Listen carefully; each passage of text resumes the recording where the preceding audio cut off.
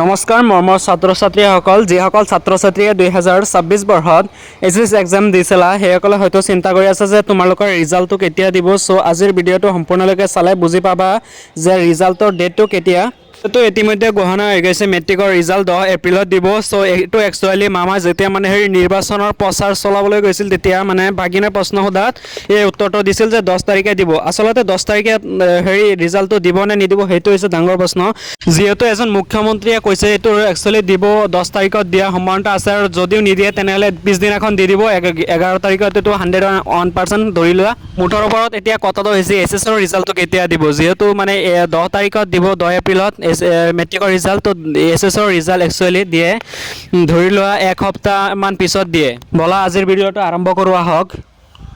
ইয়াত স্পষ্টকৈ লিখা আছে যে the Assam higher secondary education council AHESEC the SS final result 2026 is expected to be declared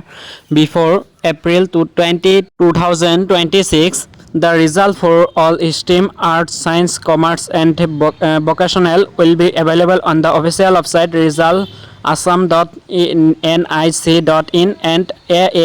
ahsec.assam.gov.in.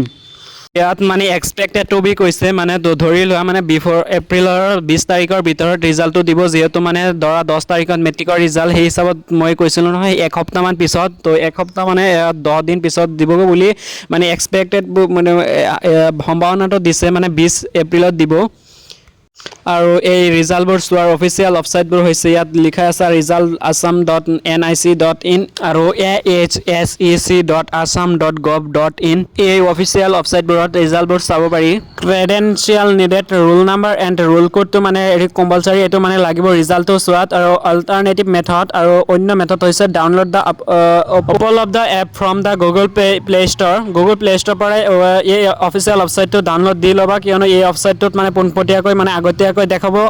হেৰি প্লে ষ্ট'ৰৰ পৰা ডাউনলোড দি দিলে আৰু ৱেবছাইটৰ পৰা চালে মানে ৰিজাল্টটো চোৱাত বহুত পলম হয়